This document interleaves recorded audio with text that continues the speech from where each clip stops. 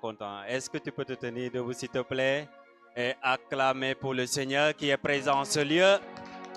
Je crois que tu peux faire mieux que ça. Tu peux faire mieux que ça, tu peux faire mieux que ça, tu peux faire mieux que ça, tu peux faire mieux que ça. Alléluia. Alléluia. Amen. Gloire à Dieu. La Bible dit qu'il est bon, qu'il est doux d'être tous ensemble dans la présence de notre Seigneur Dieu. À chaque fois que nous sommes rassemblés en son nom, il y a la joie, car là où est l'Esprit de Dieu, il y a là où est l'Esprit de Dieu, il y a la liberté, il y a la joie. Alléluia. Alors, bienvenue dans la maison du Seigneur. Tu peux rester debout? Tu peux rester debout. Je sais que tu es fatigué, mais aide-moi. Juste pour quelques minutes.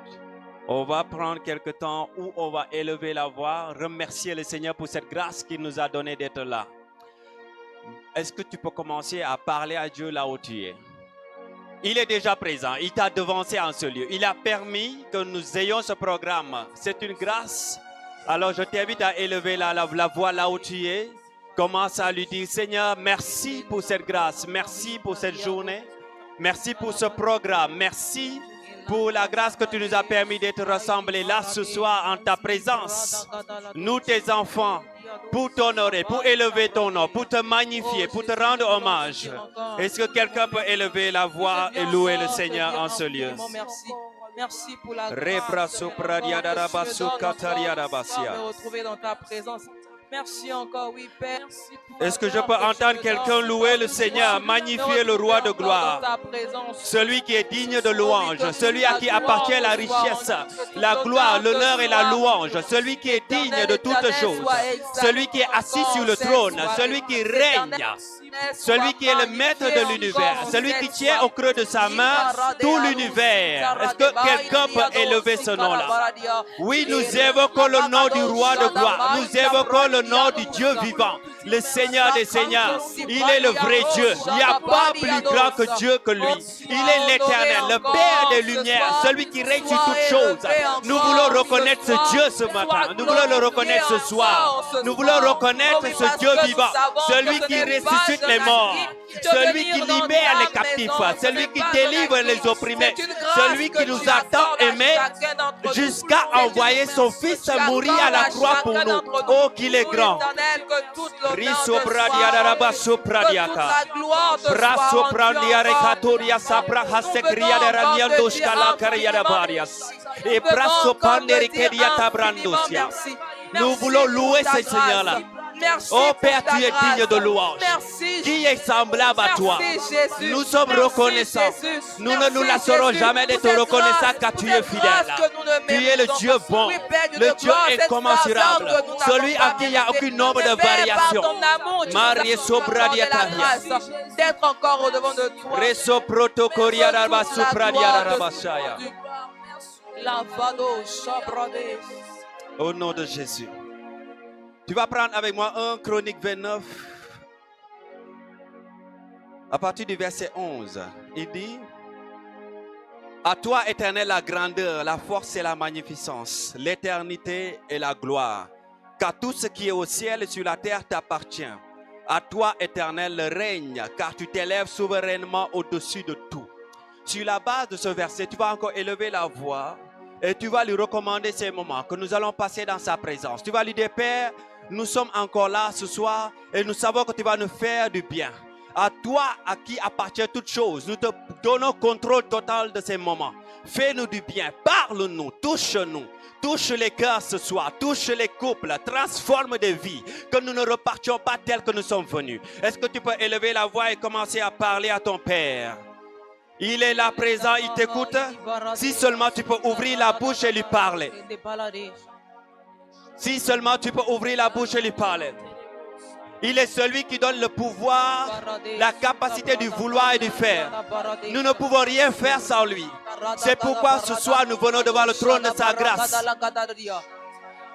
Nous voulons reconnaître sa présence. Nous voulons reconnaître son Esprit Saint qui nous donne la capacité ce soir, qui dispose les choses, qui dispose les cœurs, afin que Père, durant ces moments que tu nous fasses du bien. Que tu touches les cœurs, que tu nous nourrisses, que tu nourrisses nos âmes d'une nourriture solide, que tu fasses quelque chose de nouveau dans nos vies, dans les couples ici présents ce soir. Que tu parles encore à nos cœurs ce soir.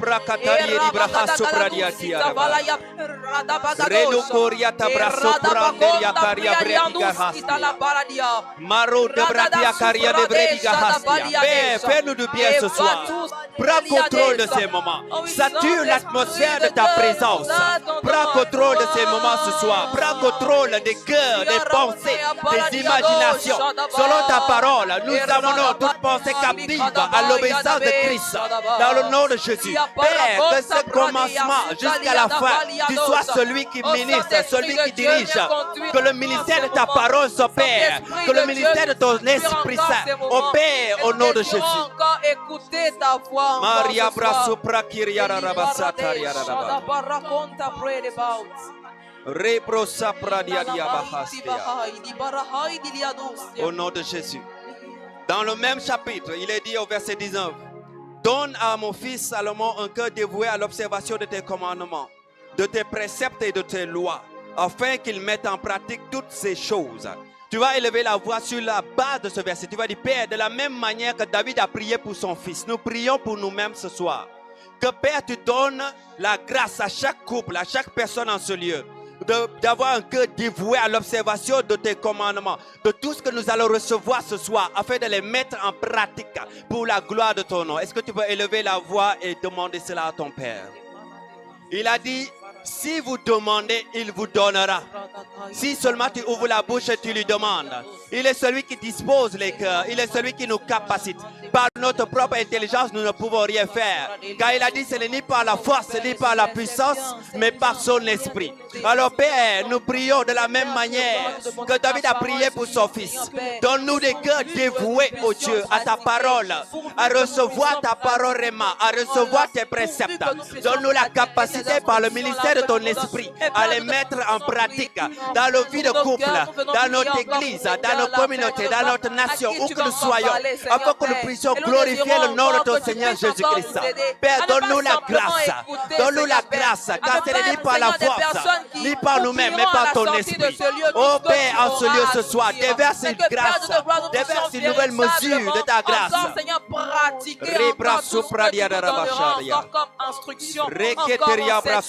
Saint-Esprit de Dieu, donne-nous encore de pouvoir obéir aux instructions que tu nous donneras encore en ce soir. Au nom de Jésus. Tu vas encore élever la voix, recommander le serviteur du Seigneur entre les mains du Saint-Esprit. Que l'Esprit Saint qui inspire puisse prendre contrôle de ses pensées et de sa bouche, qu'il mette ses paroles dans sa bouche, afin qu'il soit un vaisseau, un canal que le Saint-Esprit utilisera puissamment pour toucher et parler à ses enfants. Est-ce que tu peux élever la voix et prier pour son serviteur ce soir? Oh, j'entends pas quelqu'un prier. Est-ce qu'il y a des assoiffés du Seigneur ce soir? Est-ce que tu peux élever la voix du Père? Nous sommes venus, nous n'avons pas laissé nos occupations pour venir, pour perdre notre temps. Nous sommes venus pour que tu nous touches, pour que tu nous parles, car lorsque ta parole est relâchée, elle produit vie. Elle est manifestée car ta parole est esprit et vie. Ce soir, nous te recommandons ton serviteur, celui que tu as prédisposé et choisi. Ô Père, qu'il soit un vaisseau disponible. Que ton onction, que ton huile coule, que ton Esprit Saint l'inspire, que tu prennes contrôle de sa langue, que tu déposes tes paroles à sa bouche, que de sa bouche sortent, Père, des paroles de feu, sortent des paroles réma, des paroles qui sont esprit et vie, qui vont transformer la vie de quelqu'un ce soir. Père, nous te le recommandons. Nous te recommandons chaque personne ici en ce lieu. Que les cœurs soient disposés. Que nous soyons comme les terres fertiles. Afin que lorsque ta parole tombera sur cette terre, qu'elle germe et produise du fruit. Afin que nous soyons comme des arbres plantés près de cours d'eau, qui manifestent des fruits en tout temps, en toute saison. Pour la gloire de ton nom. Au nom de Jésus. Alléluia. Est-ce que tu peux encore une fois élever la voix, remercier le Seigneur? Car nous avons l'assurance qu'à chaque fois que nous prions en ce glorieux, il nous a déjà exaucés. Alors tu peux élever la voix et lui dire: merci Seigneur, car tu nous as déjà exaucés. Merci pour ce que tu as déjà accompli. Merci pour ce que tu vas faire. Élève la voix et remercie le Seigneur. Pendant que le groupe de louanges va nous accompagner pendant quelques minutes, élève la voix et remercie le Seigneur. Entre dans ses parvis avec des actions de grâce. Loue le Seigneur là où tu es.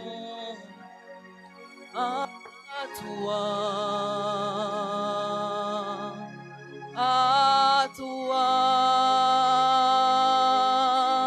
Saint-Esprit, je m'attends à toi, à toi. Alors que nous sommes encore dans sa présence ce soir, j'aimerais encore t'inviter à, s'il te plaît, te tenir encore levé et encore soupirer encore d'après l'Esprit de Dieu qui est déjà présent en ce lieu. Et lui dit, Saint-Esprit de Dieu, je ne veux pas retourner de ce lieu tel que je suis venu. Je suis venu parce que je désire encore écouter ta parole. Est-ce que encore ensemble avec le groupe de louanges, tu peux encore chanter ce chant de désir? Et dit, Saint-Esprit de Dieu, j'attends encore que tu me parles. Saint-Esprit de Dieu, je désire encore que tu m'instruises. Saint-Esprit de Dieu, je veux encore écouter encore ta parole ce soir. Oui, à toi, oui, Saint-Esprit. Oui, Saint-Esprit de Dieu. Oui, je m'attends à toi. Oui, je m'attends à toi. Oui, Saint-Esprit de Dieu. Je m'attends à toi. Je m'attends. Oui, je m'attends à toi. Oui, à toi. Oui, Saint-Esprit. Oui, je m'attends à toi. Oui, je m'attends à toi. Oui, Saint-Esprit, c'est le cri encore du cœur de ton peuple encore ce soir. Oui, Saint-Esprit. Oui, Saint-Esprit. Je m'attends. Oui, je m'attends à toi. À toi.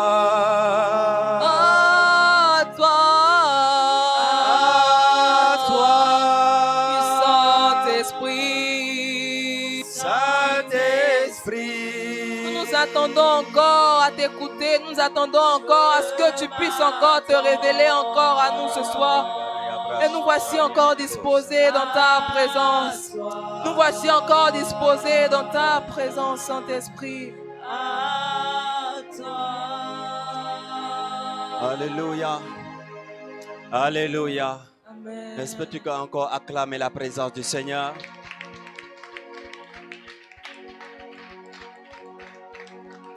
Gloire à Dieu. Alors, dans cette même atmosphère, je vais inviter rapidement le responsable du département des couples sur votre encouragement, s'il vous plaît. Merci beaucoup. Shalom, shalom. Recevez mes salutations en Jésus-Christ ce soir.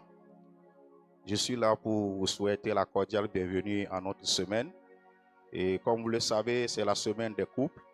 Et déjà hier, nous avons commencé avec un temps de jeûne. Et aujourd'hui, nous sommes là pour un temps d'enseignement. Et nous voulons bénir votre présence en ce lieu ce soir. Et nous voulons que vraiment vous vous disposez vraiment à recevoir du Seigneur. Le thème que nous allons traiter ce soir est intitulé ainsi, comment découvrir sa mission en tant que couple. Et cela ne concerne pas seulement à ceux qui sont déjà mariés, mais ça concerne aussi à ceux qui vont se marier. Parce que quand il s'agit de questions de mission, il y a beaucoup de choses qui arrivent. Par exemple, le monsieur aussi a une vision ou bien un objectif à atteindre. La dame aussi a un objectif à atteindre. Comment les deux peuvent vraiment s'unir dans leurs objectifs pour faire la mission de Dieu? C'est pour cela que nous sommes là ce soir. Alléluia. Est-ce que vous êtes prêts à recevoir cette parole ce soir? Parce que nous sommes là pour être enseignés. Et nous allons découvrir beaucoup de choses concernant la mission en tant que couple. Et je vais vous demander de vous préparer vraiment à être attentif à ce que l'homme de Dieu va dire ce soir. Une fois encore, bienvenue à notre semaine. Que le Seigneur vous bénisse. Et sans plus tarder, je vais introduire l'orateur du jour, qui est à la personne de notre pasteur missionnaire Kazura, que nous recevons sur la chair avec nos ovations. Alléluia. Alléluia. Je vais aussi introduire. On avait dit couple missionnaire, non? Je vais introduire la plus importante des femmes. Wouh. Wouh. La majestueuse Mama Joanna.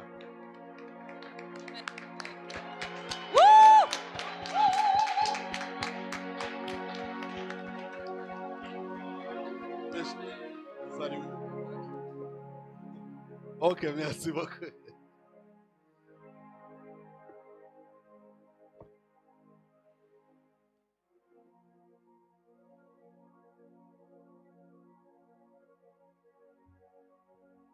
Découvrir sa mission en tant que couple chrétien. Avant de commencer, hier soir, on a prié pour les couples et pour aussi l'enseignement que nous allons partager ce soir. Et c'est comme si le Saint-Esprit voulait aussi me rappeler à vous demander et de prier pour les couples. Priez vraiment pour les couples. Ce qui s'est passé, c'est que j'étais au lit, déjà endormi, et j'ai eu un rêve. J'ai vu des couples assis dans une sorte de salle. Je suis entré là-dedans et ils chantaient un chant que je reconnais très bien, un chant que j'aime. Et ma femme m'a dit aussi qu'elle aime son chant là. Ils ont chanté à haute voix et ça m'a touché le cœur. On a chanté ensemble. Et puis à la fin, j'ai bien regardé la salle. C'est comme si c'était une salle de conférence, mais encore comme un tribunal. Alors j'ai demandé au couple, j'ai dit, mais vous chantez très bien, mais vous êtes dans un tribunal. Et un homme s'est approché de moi et il m'a dit, on a déposé des requêtes pour le divorce. Bon. Donc vous chantez comme ça, et ce qui fait que vous êtes ici, c'est pour demander de divorcer. Et je pensais que c'était un rêve qui va passer, mais jusqu'au petit matin, j'ai envoyé même le chant là sur un livre, et ça tient toujours dans mon cœur. Et c'est comme si le Saint-Esprit me disait, oui, tu vas enseigner les couples à ce qui concerne la mission, mais il faut aussi demander à ce qu'on prie pour les couples, parce que ce qui se passe en secret, quelquefois, c'est invisible quand nous venons les deux, et quelquefois main à la main, mais nous sommes déjà assis dans une salle, dans un tribunal, en attendant de divorcer. Je crois qu'on va prier. C'est un bout de moment de prier et de toujours prier pour les couples. Mais ça, c'est une parenthèse. Mais c'est comme si le Saint-Esprit ne voulait pas que juste on encourage ceux qui sont déjà en train de chercher leur appel missionnaire, mais qu'on se souvienne aussi à prier et à intercéder pour ceux qui sont déjà dans des problèmes très difficiles. Et j'ai eu beaucoup d'idées. Vous savez, quand on a une grande maison, là où on a 5 chambres, les autres, quand ils s'apprêtent à divorcer, une femme va prendre sa chambre et l'homme va prendre sa chambre. Mais quand on n'a qu'une chambre ou 2, on reste toujours sur un même lit parce qu'on n'a pas un autre moyen. Mais déjà, c'est fini. L'homme regarde de l'autre côté, la femme, et ça, c'est invisible à l'œil nu. Souvenez-vous de prier pour les couples et vous qui n'êtes pas encore mariés. C'est bon aussi de réfléchir à la patience et à ce que vous vous apprêtez à faire. Est-ce que c'est le mariage? C'est pour cette raison, si on doit parler du couple, chaque fois, moi, je pense qu'il faut commencer par le commencement. Le titre qu'on m'a donné, c'est Découvrir sa mission en tant que couple chrétien, mais j'ai mis un sous-titre qui s'appelle « Un mariage comme plateforme missionnelle ». Un mariage comme plateforme missionnelle. C'est essayer de rendre l'enseignement un peu simple et de ne pas compliquer ce qui n'est pas compliqué du tout. On ne peut pas parler du couple sans toutefois commencer par le commencement.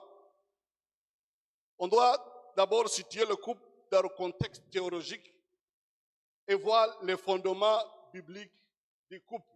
Ce sont des paroles que nous connaissons déjà. Il faut, si vous voulez chercher la signification d'une chose, il faut toujours faire le cours à l'initiateur ou bien le fondateur. Si on veut toujours apprendre à ce qui concerne le couple, il faut aller demander l'idée de Dieu. Le fondement biblique du couple, Genèse 1, 27, 28. Dieu créa l'homme à son image et suivez très bien comment la Bible nous dit et nous parle de la création. On va voir le chapitre 1 et le chapitre 2. Le chapitre 1 nous dit ce que Dieu a fait et le chapitre 2 va nous dire comment Dieu l'a fait. Il y a ceux qui se demandent, ils se disent, ce sont des messages différents. Non.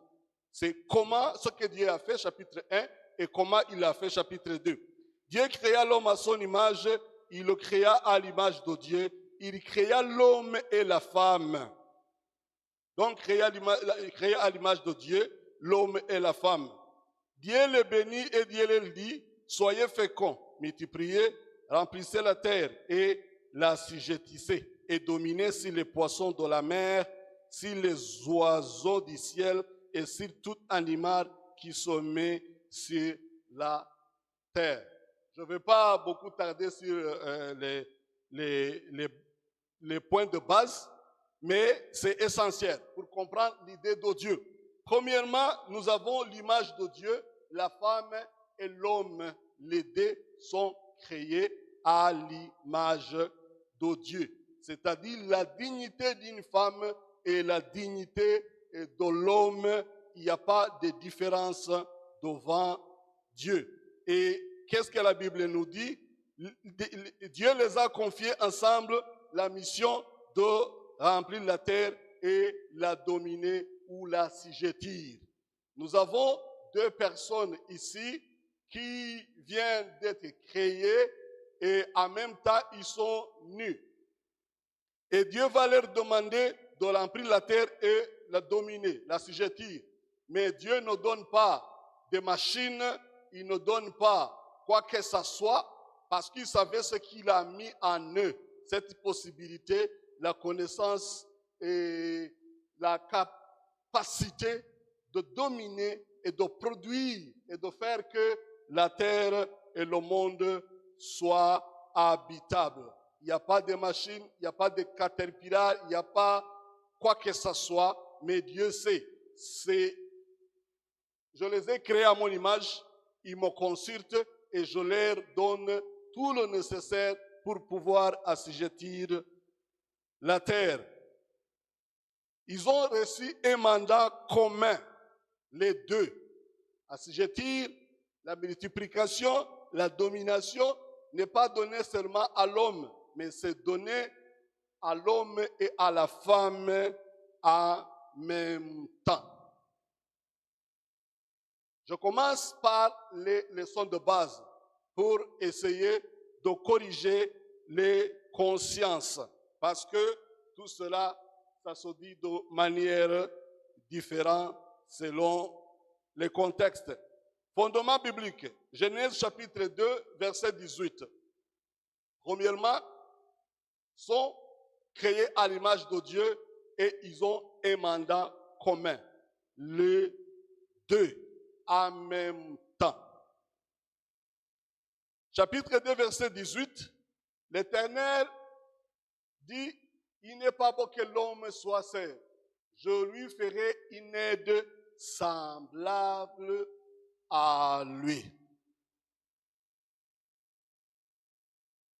Ce que Dieu veut dire ici, parce que là, la parole de Dieu va nous expliquer comment l'homme a été créé, endormi, et puis comment Dieu a créé la femme.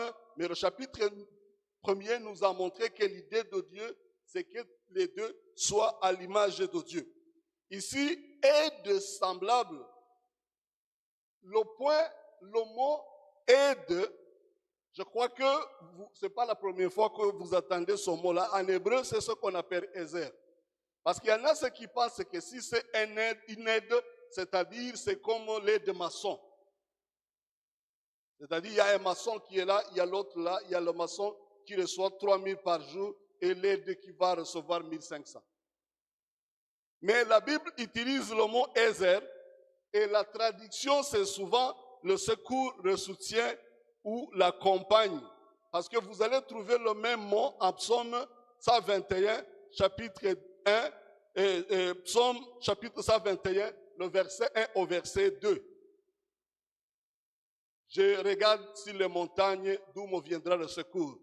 Le secours me vient de l'Éternel. Le mot secours qu'on utilise ici, c'est le même mot Ezer.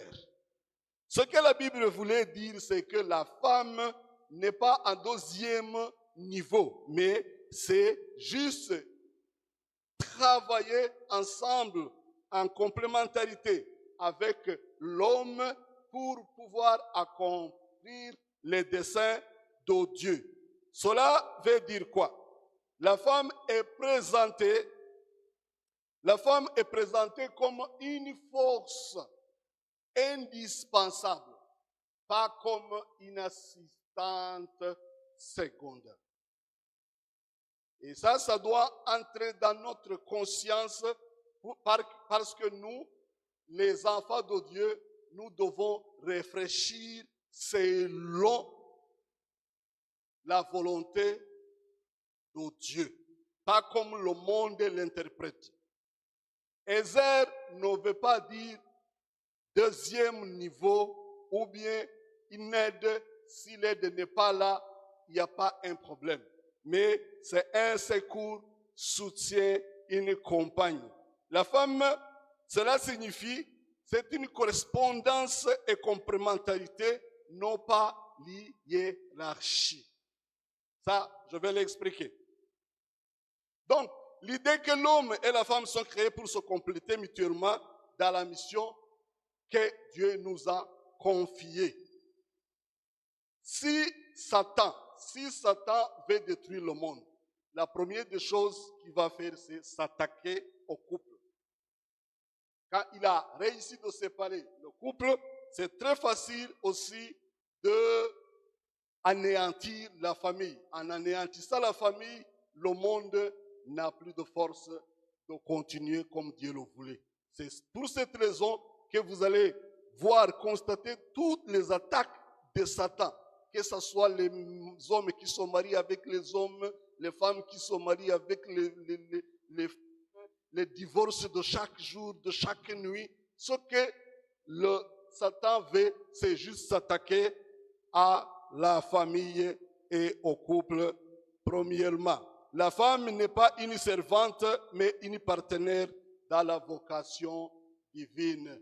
Ça, nous devons en être conscients. Je parle aussi aux jeunes pour que si vous allez vous marier, vous savez très bien ce que vous allez fonder comme une famille. Allons maintenant au Nouveau Testament. Le Nouveau Testament aussi nous montre quelques fondements bibliques du couple. Ça, nous le savons très bien. Éphésiens chapitre 5, du verset 22 au verset 25. Ce sont des fondements parce que c'est combattu par le monde d'une manière très... Donc, on veut détruire tout cela. On veut vous faire entrer dans vos têtes, que ce soit les femmes, que ce soit les hommes, amener cette dispute et le combat entre les garçons et les filles. Les mettre en compétition pour anéantir justement, pour finir, pour tuer le couple ou la famille, de sorte qu'il n'y ait pas de mariage réussi. Verset 22. Femmes, soyez soumises à vos maris. Il y a maintenant des filles et des femmes, c'est trop difficile, ils veulent même effacer ce verset. Ils disent, il faut enlever cela. Mais c'est parce que la définition ou bien la signification en détail qu'on donne n'est pas vraie. Vous avez vu à partir de l'Ancien Testament, maintenant nous sommes après la venue de Christ, après sa résurrection. Femmes, soyez soumises à vos maris comme au Seigneur. Verset 23. Car le mari est le chef de la femme, comme Christ est le chef de l'Église, qui est son corps et dont il est le sauveur. Une fille, une femme qui voudrait avoir une famille, un couple réussi, doit justement apprendre ce verset et en connaître la signification. Mais la parole de Dieu ne s'arrête pas seulement aux hommes, aux femmes. Il va parler aux hommes. Et j'ai voulu demander aux femmes et aux hommes de me faire la comparaison. Qu'est-ce qui est difficile ici? Premièrement, tu es demandé de te soumettre à ton mari comme Christ est le chef de l'Église, comme l'Église se soumet à Christ. Mais ce qu'on va demander à l'homme, de même que l'Église est soumise à Christ, les femmes aussi doivent l'être à leur mari en toutes choses. 25. Marie, aimez vos femmes comme Christ a aimé l'Église et s'est livré lui-même pour elle. Qu'est-ce qui est difficile ici? Les hommes vont dire non, ça c'est trop difficile. Les femmes vont dire c'est ça qui est difficile. Mais les deux ensemble vont faire que nous allons former une famille exemplaire. Voilà ce que Dieu demande. L'horreur de la femme. Je commence par ces aspects bibliques pour ne pas donner ou bien pour ne pas juste vous offrir une idée d'un couple missionnaire qui n'est pas vrai missionnaire. Le couple missionnaire doit être premièrement bâti sur ce que la parole de Dieu dit, pas sur ce que le monde dit ou bien ce que maintenant peut-être la science ou certains érudits vont essayer d'expliquer. Marie, aimez vos femmes comme Christ a aimé l'Église et s'est livré lui-même pour elle.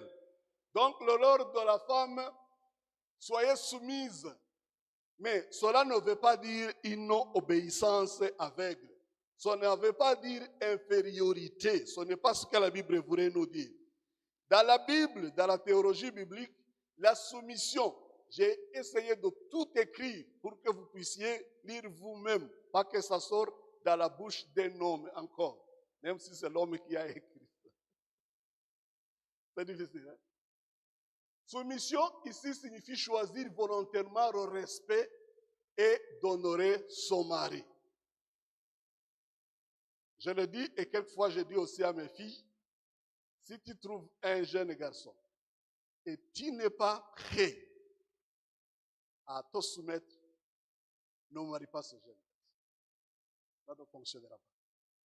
Mais ce n'est pas qu'il a beaucoup d'études ou bien qu'il a beaucoup de connaissances, mais c'est le respect volontaire pour la bonne marche de la famille.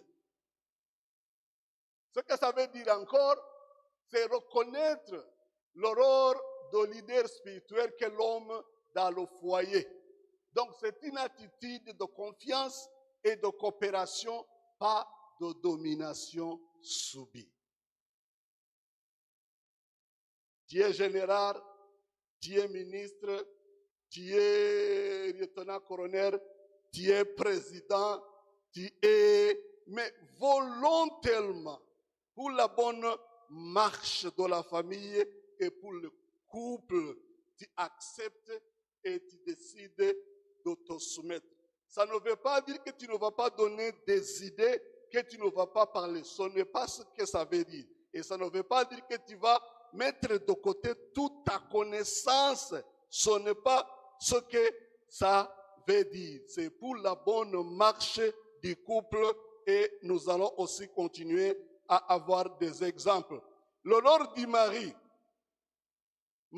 aimez vos femmes comme Christ a aimé l'Église. Pour nous aussi, ça tombe bien. Donc ce n'est pas le mari qui dit soumets-toi, mais le mari ne demande pas, n'oblige pas. Mais lui, il va aussi faire son rôle. Il va aimer. Et d'une manière sacrificielle. Quand la Bible parle de... Et j'ai essayé de revoir encore. Je me suis demandé pourquoi le Saint-Esprit ne demande pas aux femmes d'aimer les hommes. C'est comme si pour les femmes, aimer peut-être c'est trop facile peut-être. Ça c'est moi qui parle. Mais si l'homme se donne à protéger, encourager, chercher le bien-être de sa femme, je ne connais pas une femme qui ne va pas en retour aimer ou se soumettre. Je ne connais pas aussi un homme, je ne dis pas qu'il n'y en a pas, qui a une femme qui respecte et qui honore et qui ne va pas faire tout ce qu'il peut, même jusqu'à accepter de mourir pour nourrir et pour le bien-être de sa femme. Les deux marchent ensemble. Ça, c'est les points de base d'un couple missionnaire. Si tu as toujours des doutes, ou si tu luttes, ou si tu te combats avec ces versets, il faut essayer de chercher à genoux pour qu'il y ait la conviction du Saint-Esprit. Sinon, le couple ne deviendra jamais missionnaire. Je m'excuse d'y ajouter jamais, parce qu'on ne peut pas fonder la mission sur le mensonge. Que ça soit prêché par le monde, que ça soit prêché par ceux qui se disent avoir une connaissance supérieure. Mais si on regarde un couple missionnaire, il faut commencer par le commencement, la fondation, ce que Dieu a déjà décrété. Donc le couple doit être toujours œuvré de Christ. Je répète, la femme est appelée à respecter, le mari est appelé à aimer. Si les deux se trouvent dans la famille, personne ne va me contrarier et me dire que ce couple ne pourra pas faire et accomplir la mission donnée par Dieu. Donc ces deux attitudes ensemble vont toujours former une mission et Dieu va toujours utiliser une famille qui comprend très bien et qui est prête à obéir ce que Dieu a décrété. Donc, la réalité, c'est que la vie de notre couple n'est pas une vie privée. Pour nous les chrétiens, il y en a ceux qui disent, bien sûr, ce qui se passe dans la maison, dans les chambres, c'est privé, mais notre vie, notre couple doit refléter la bonté, la gloire du Dieu vivant. Notre couple doit être un témoignage visible. On doit servir ensemble. Cela va rendre l'évangile tangible. Premièrement, chez nous avec les enfants, après à l'église et à la société dans l'ensemble. Voyons un modèle. Un modèle que nous avons dans la Bible, c'est une femme qui s'appelle Priscille et son mari qui s'appelle Achilas. La Bible va nous répéter plusieurs fois ce couple. C'est un couple que nous voyons dans le Nouveau Testament qui nous montre une démonstration réelle, visible de ce que veut dire la mission d'un couple. Voilà ce que l'apôtre Paul va écrire quand il écrivait aux Romains, chapitre 16, du verset 6, le verset 6.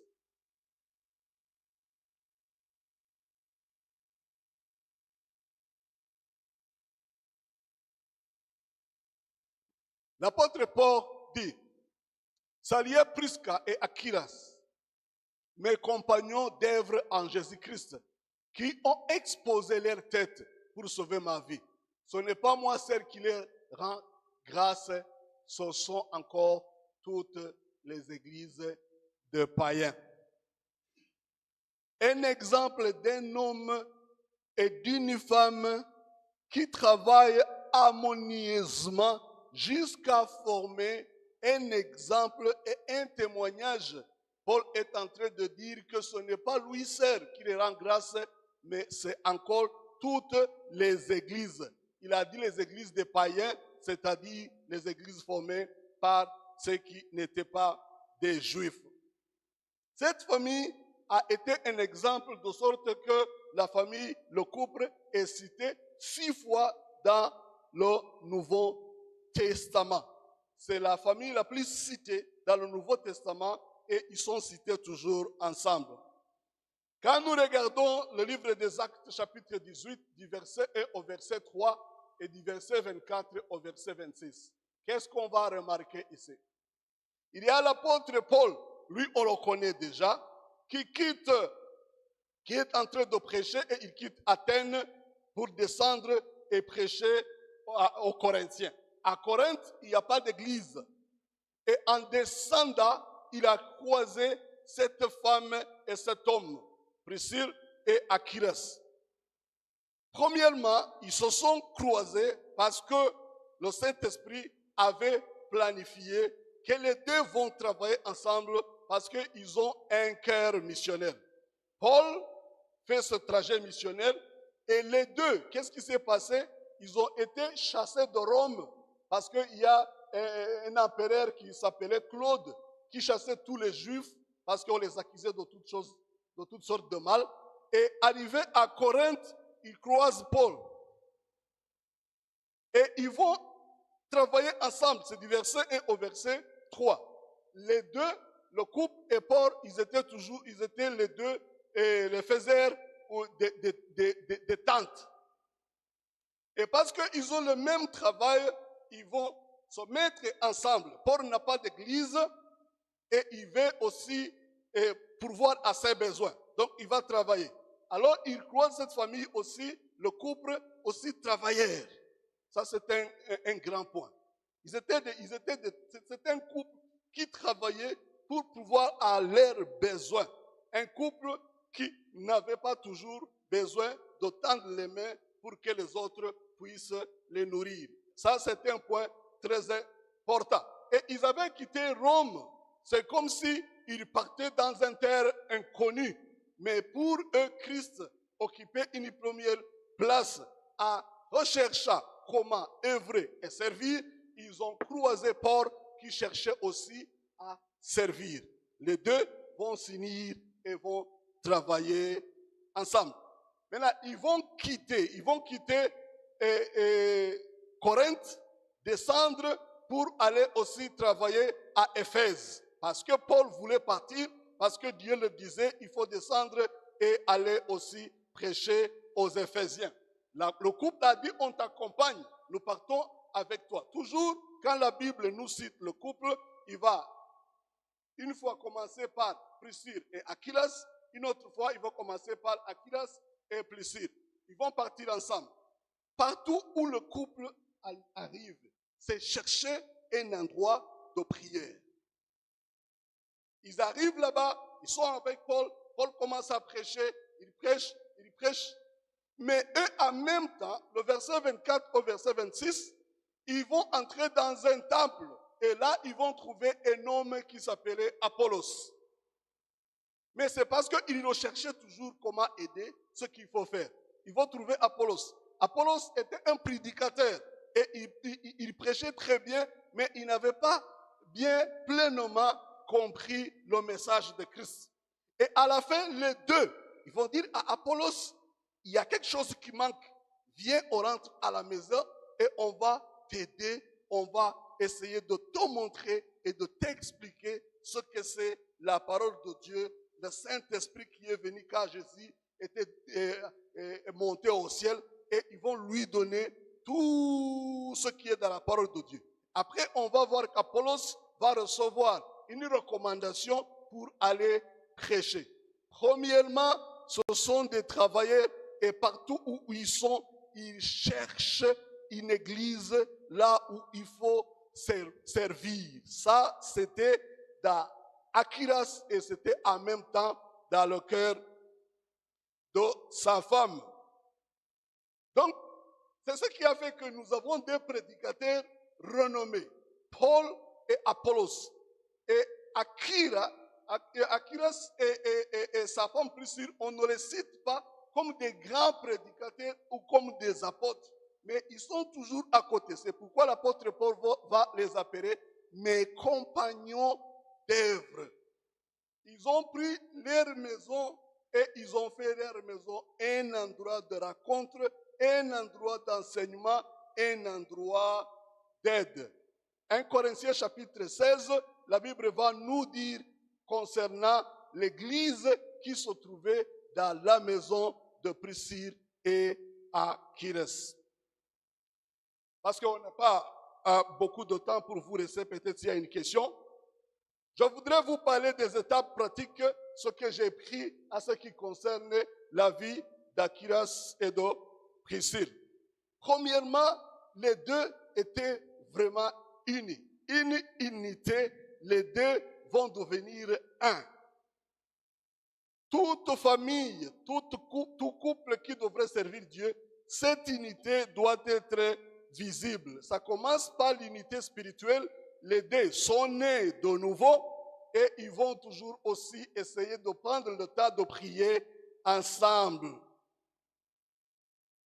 Tous les programmes de la maison, tout ce qu'ils veulent faire, ils vont amener ça devant le trône de Dieu et ensemble. Et ça, ce n'est pas du tout facile de le dire comme je le dis. Prendre des personnes qui viennent, je ne sais pas d'où, les mettre ensemble. Quelquefois, votre compréhension des choses n'est pas la même et vous devez prier et prier chaque jour ensemble. Ça, c'est le fondement. On ne peut pas sauter cela. Mais ce n'est pas seulement ça, ce n'est pas seulement unité spirituelle. Il y a aussi l'unité physique. On nous a demandé de parler d'un couple missionnaire. L'unité physique, on va aussi inclure là-dedans ce qui se passe dans les cachettes. Si une femme ne se donne pas à son mari, ou bien le mari ne se donne pas à l'homme, s'ils ont déjà divorcé sur ce point, impossible de former un couple missionnaire. Ça ne marchera pas.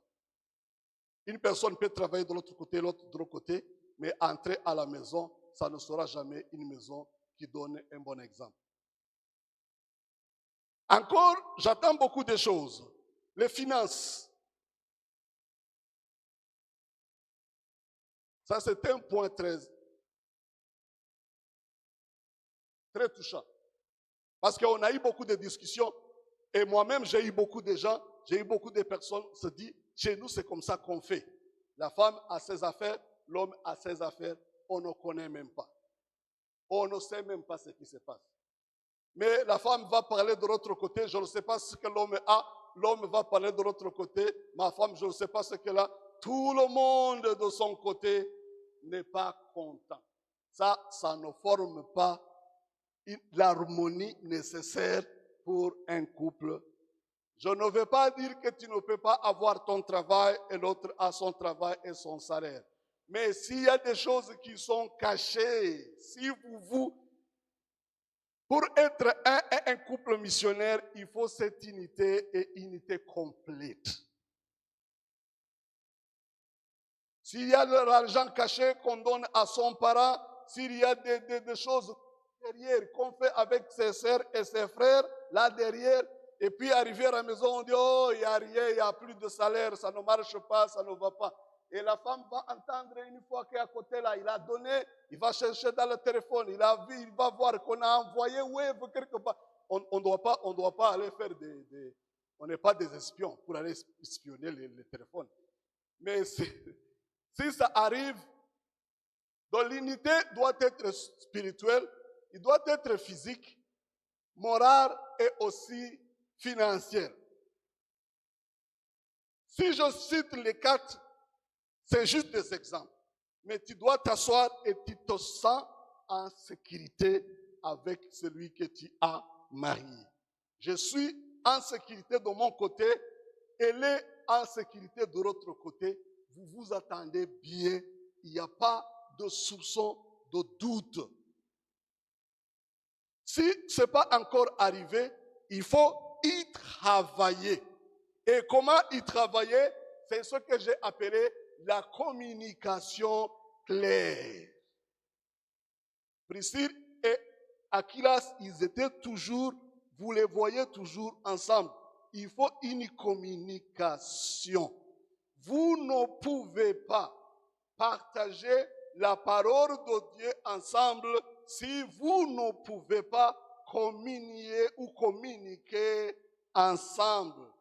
Je ne dis pas que l'homme ne peut pas le faire de son côté, la femme de son côté, mais ce que regarde ici, c'est un couple missionnaire à l'exemple d'Aquilas et de Priscille. Vérité, douceur et la communication. Vous avez tous appris. Ce n'est pas facile. Il faut y travailler parce qu'on a un but commun, on a une mission que Dieu nous a donnée, on a quelque chose à faire. Il faut aussi, troisièmement, identifier ou bien ce que j'ai appelé complémentarité des dons. Vous n'aurez jamais un couple où il y a les mêmes dons, les mêmes forces et les mêmes faiblesses. Et le couple n'est pas là pour rivaliser ou bien se chamailler, mais il faut reconnaître qu'on a des dons quelquefois différents, mais ces dons n'est pas pour nous diviser, mais c'est pour assurer la complémentarité, dons individuels et le respect de cela. J'ai appris cela dans ma famille depuis. Je sais mes dons et je sais très bien la paix de Dieu. Je reconnais très bien les dons aussi de ma femme. Je ne tire pas pour être moi. Elle ne me tire pas pour être elle. Et je respecte ce qu'elle fait. Ça ne dépend pas de combien de valeur je donne à son travail. C'est le cœur de celui qui travaille et je sais combien elle aime ce qu'elle fait. Et quand on ramène les deux ensemble, je sais très bien, si c'était moi seul dans la mission, si c'était moi seul, je ne saurais jamais où nous sommes maintenant. Parce que il y a le 1, 2, 3 qui est dans ma tête, de sorte que si tu me croises, si tu viens à la maison, me rendre visite, il faut savoir que tu peux passer 2 heures, je ne te donne même pas de l'eau. Mais ce n'est pas parce que je ne veux pas. Ça ne me vient pas dans la tête. Ou bien je vais me souvenir si je t'accompagne. Mais je t'aime, je veux vraiment prendre soin de toi. Mais il y a l'autre côté, il va faire des choses, même je vais dire, mais tu vas exagérer quand même. Et il me dit, il faut me laisser faire ce que Dieu m'a appelé. Et quand on les met ensemble, quelquefois je dis, oui, c'est mon erreur. Quelquefois c'est à la fin, je dis, ce n'était pas nécessaire. Mais après, je dis, si tu n'avais pas fait cela, ça n'aurait pas marché. Alléluia. Donc il y a les dons différents. Et ça, c'est moi. Je ne crois pas, je n'ai jamais obligé ma femme à essayer de faire exactement ce que j'ai fait. Donc, si vous le demandez, d'enseigner, donc elle va préparer, je vais l'aider dans l'enseignement. Je vais essayer de l'aider. Mais sachez que ça, elle va le faire, mais ce n'est pas dans ses premiers dons. Mais si vous m'appelez aussi et vous me dites qu'il faut venir chanter aussi, je peux le faire et je sais quelquefois. Mais j'ai vu c'est bon même pour notre famille. Même les enfants savent que donc la famille qu'on va avec le groupe de louanges est là et le prédicateur est là et donc tout le monde sait ce qu'il doit faire. C'est-à-dire si on sautait comme ça et je la regarde et je sais ok. On doit commencer par et d'autres dons. Là, je parle seulement des dons différents, mais la complémentarité. Mais n'oubliez pas les points de base qui est l'unité. Parce qu'une famille, un couple, vous devez former un environnement stable, paisible, harmonieux, où chaque personne se sent en sécurité. Alléluia. Donc cela va former le point 4 qui est un témoignage quotidien. Un témoignage pas forcé, un témoignage pas recherché, un témoignage qui vient, qui sort de la conscience d'un Dieu qui vous a mis les deux pour vivre ensemble. Un couple qui n'est pas là seulement pour satisfaire les familles et dire nous avons notre fille est mariée et notre garçon est marié, mais c'est pour la gloire du Seigneur. Alléluia. Comme je vous ai dit, je ne veux pas forcer la mission là-dedans parce que ça devrait être naturel. Ça devrait ressortir de cette compréhension, entendement, cette conscience de la paix de Dieu. Je sais que pour les uns et pour les autres, peut-être nous ne sommes pas arrivés là-bas. Mais ce que nous sommes en train de dire ici, c'est de te mettre dans ton cœur que quand Dieu t'a appelé et t'a donné une femme ou un mari, ce n'est pas juste pour vivre ensemble ou avoir des enfants. C'est un couple. Et ça, c'est la prière. Qu'on prie ensemble. Même les enfants connaissent cette prière. C'est l'occasion de le dire. Chaque fois, on prie, on dit, on veut former un couple. Dieu aide-nous à former un couple. Nous sommes faibles, nous reconnaissons. Nous avons des limites, mais un couple qui peut au moins être un exemple. Si c'est pour une personne, un jeune homme ou une famille, au moins une personne. Mais au-delà de cette personne, que mes filles ne se sentent pas et ne commencent pas à dire le mariage c'est rien. Qu'elles grandissent, sachant que si ça ne marche pas ailleurs, ça peut marcher quelque part. Donc avant que ça soit vrai pour les autres, ça doit être vrai aussi pour nos propres enfants. Certains d'entre nous, nous avons grandi dans des situations là où c'était difficile. Et j'attends aussi sur YouTube ou sur Facebook les jeunes et les filles qui se disent, si le mariage est cela, je ne vais pas me marier. Et quelquefois ces jours-ci, on demande, pourquoi tu as 40 ans, 45 ans sans te marier? Et la fille va dire, il n'y a plus des hommes. Et si ce que j'ai vu dans le mariage des autres là, c'est ce qui va se passer chez moi, vont mieux laisser.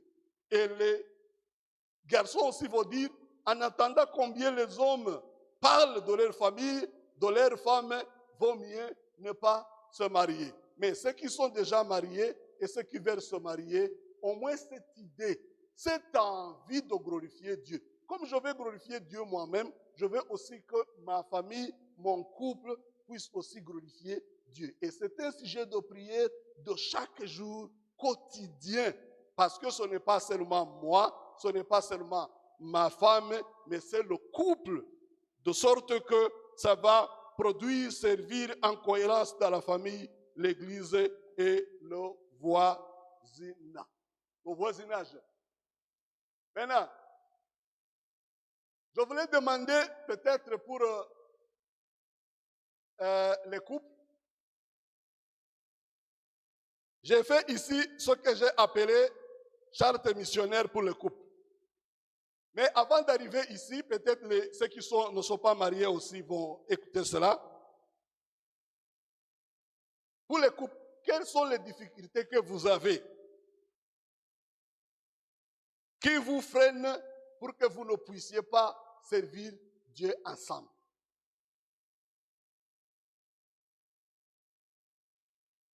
Qu'est-ce qui vous freine? De sorte que peut-être tu le veux et l'autre le veut, mais vous ne pouvez pas le faire ensemble. Qu'est-ce qui vous freine? Il faut réfléchir parce que c'est la raison de notre discussion. Maintenant, quelle sera la solution simple? Qu'est-ce que vous allez faire après? Et cela demande une communication. Je ne sais pas, il y en a ceux qui nous écoutent, il y en a ceux qui sont ici, il y en a ceux qui vont écouter ce que nous disons. Établissez la communication, forcez si ça ne marche pas. Essayez. Une fois, 2 fois, 3 fois, et laissez l'autre comprendre ce que tu voulais. Je voulais, ça serait bien, ça serait bon si on faisait cela ensemble. Si, regardons qu'est-ce qui nous freine, qu'est-ce qui nous empêche vraiment. Ce n'est pas bon d'avoir un couple désunis, mais qui fait semblant l'hypocrisie, pardonnez-moi de ce mot difficile, quand on vient à l'église. Si le travail de Dieu que vous faites ici, vous ne pouvez pas faire la copie à la maison, il y a quelque chose qui manque. Si je viens, je prêche ici, elle vient, elle chante et puis elle va enseigner les enfants, alors qu'on ne peut pas s'asseoir ensemble pour qu'on enseigne nous-mêmes et les enfants, ce que je fais ici, ce qu'elle fait là, c'est non, ce n'est pas nul. Ça compte, mais ça devrait commencer. Moi-même, elle, nous, la famille, et puis ressortir de la famille et amener ce que nous faisons déjà et l'amener ici. Et quand nous quittons ici, nous rentrons encore. Vous avez vu les difficultés. Pendant le Covid, c'est là où il y a eu un test. Je ne sais pas combien de familles qui ne pouvaient pas se mettre ensemble. Combien de familles qui ne pouvaient pas prier parce que pour eux, l'église était juste le dimanche, le culte. Mais ce que Dieu veut pour un couple missionnaire, et il faut très bien réfléchir sur cela. Quel est votre appel? Quel est votre appel en tant qu'homme et femme? Quels sont vos dons que Dieu vous a donnés? Et il faut aussi essayer d'établir les engagements pratiques. Nous avons une famille, un couple de Priscilla et d'Akiras qui est un exemple. Et je demanderai à chaque couple, aussi à la maison, d'étudier en profondeur cette famille exemplaire, Priscilla et Aquilas. Donc, ce que je voulais dire pour finir, c'est que la mission commence dans le foyer.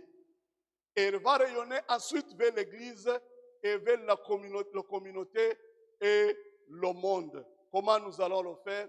Nous allons consacrer le couple à Dieu. Nous allons rester fidèles dans les petites choses. Nous allons avancer ensemble avec foi et humilité. Que Dieu vous bénisse.